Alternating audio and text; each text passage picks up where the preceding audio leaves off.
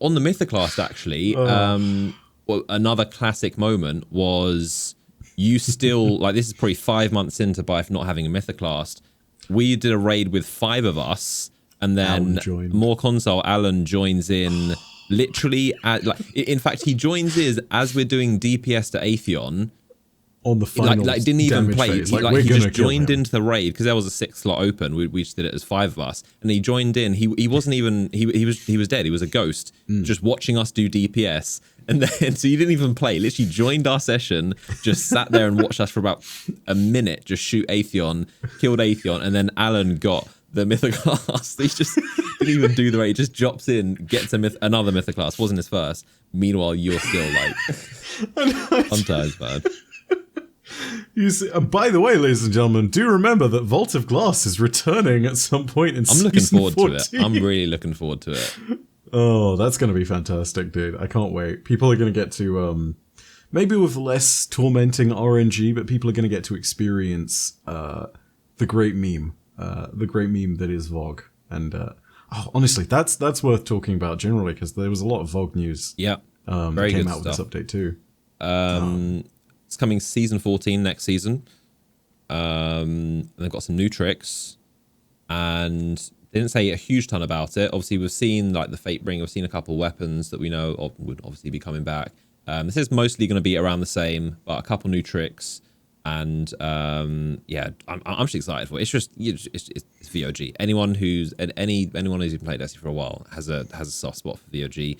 Arguably, probably the second best raid of all time, which is impressive because it was the first raid of all time. There weren't raids before this, so for their first attempt to get a raid this good that still stands up, and we'll see. That's not just nostalgia speaking. We'll see when it releases proof that this is a good quality raid. It's probably going to seem a bit simple and a bit short, but you know, just the mechanics. It's such a good raid. Yeah, and this is, I think, it's a landmark thing because rightly there are people who are kind of the would-be historians of the community and the story of this game. People like Evan 1997F, I believe it is. Yeah. Yeah, they'll go ahead and they'll talk about how this raid saved the game, and they're not wrong. Yeah. You know, like this was the reason that people stayed around in Destiny, as well as like completing the exotic collection. You know, you sit there and look at VOG and you get a slice of what Destiny is today, because people sat there, they were like, I see the potential of Destiny through the Vault of Glass, you know, and that worked on so many levels, you know. It worked on how fantastic loot could be with things like Fatebringer being one of the most powerful hand cannons you could get in the entire game, or incredibly rare drops like, say, Praetorian's Foil or Praetor's Revenge, you know, both of which very coveted weapons. It was talking about the depth that you could get in the lore and story. You know, people would always talk about how it was red and green rooms or Mars and Venus. The reality is, nope, it's neither of those things. It's both Venus. It's just future and past. And talking about all that stuff. For people who don't know the mechanics of this is at Final Boss. You are intermittently teleported, or half the team is intermittently teleported into a identical copy of one of the encounter room for the final boss encounter. And the lore behind that is that you're pulled into either a future or past version of the Vault of Glass, which in itself speaks to the crazy potential of Destiny's universe on that story front and on that lore front. And yeah. And then, I mean, you know, aside from anything else, it was Destiny shooting at its best. You know, it showed us like, hey, this is what like really good encounter design and some really solid team tactics can net you. And when you beat that raid, you really did feel like you just climbed a mountain, and it felt fantastic getting to the top. Yep. So yeah, it's no exaggeration to say that this was the raid. This was the thing that saved Destiny 1. Absolutely. You know?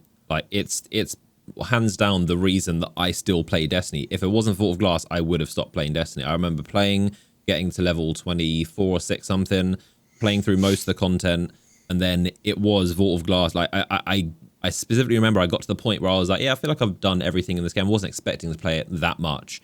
But Vault of Glass and how we formed our original raid team, us playing that every week and just having, you know, the chase of getting some Ascendant shards and maybe getting an exotic and we got Mighty Multi-Tool.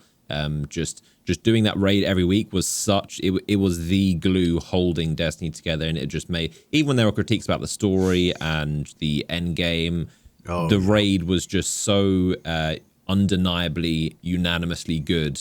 It's hands down the reason. Playing that every week and then just repeatedly doing that just led you into kind of a routine of just trying to min-max all your gear and trying to get everything, and then that just led into Dark Below, another raid, a very good raid, very, short and Crota's road Crota, but it just Vault of Glass was the glue. It showed us what the potential of Destiny's endgame and the whole raiding scene could look like, and it was so popular. I'd remind people that by the time House of Wolves was announced and it was stated that there would be no raid, the community was angry about that. And, Gathalion was invited on Bungie's live stream and memed on them live on air by being like, we're going to talk about all of the things that we absolutely love on this, and then goes straight into the mic and goes, no raid. And didn't you have like t-shirts of no raid ? Or something? It was like, no raid? Oh my God, and remember chat was just no raid, no raid.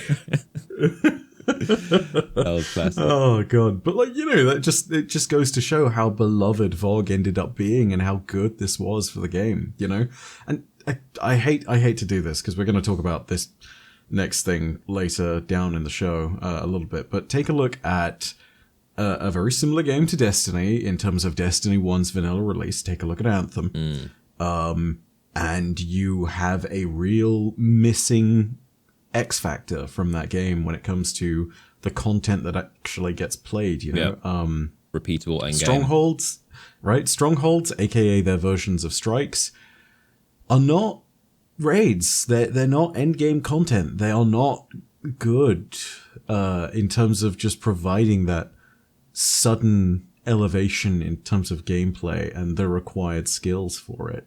There is so much that Destiny got right in one package in terms of Vault of Glass. The first time. And there are many games that have tried to follow in that footsteps, but have missed that X factor, which came with raids like VoG. We'll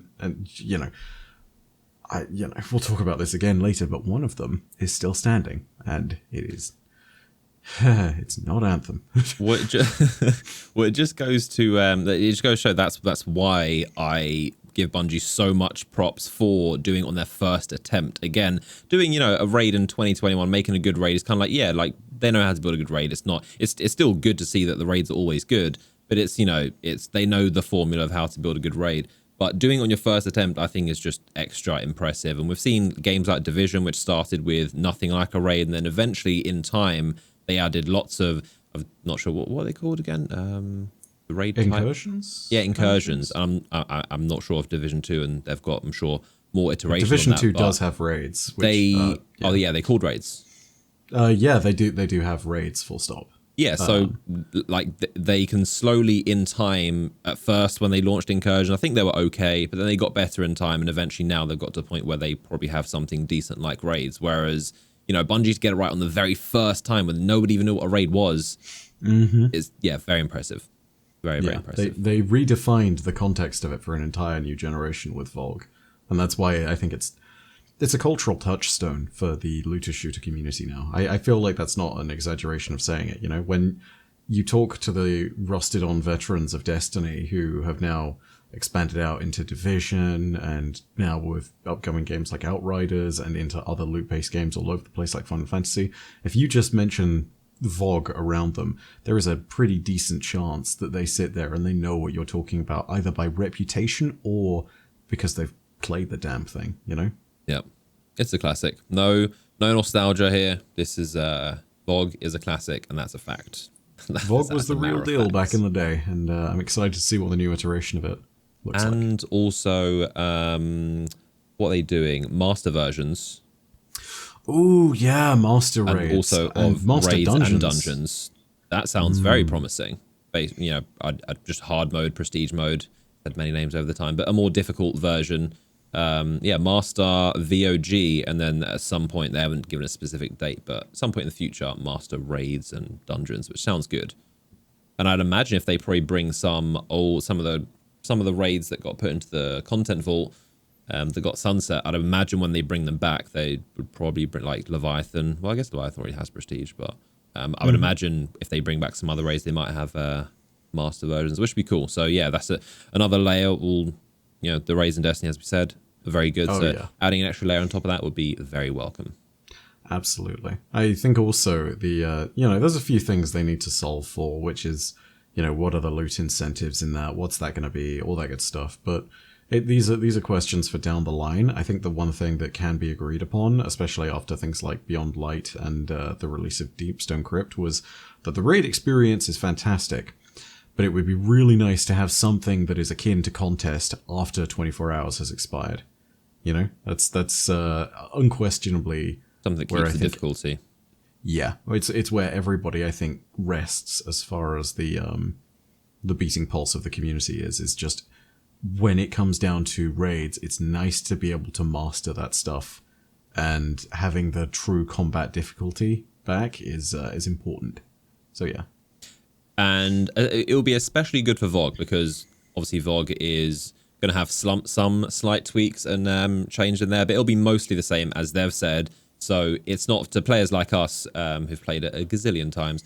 It won't be a crazy challenge, but it will be nice, especially for VOG, to have a super difficult version because it'll basically be like a new remastered VOG version with some new mechanics and make it more difficult. So yeah, the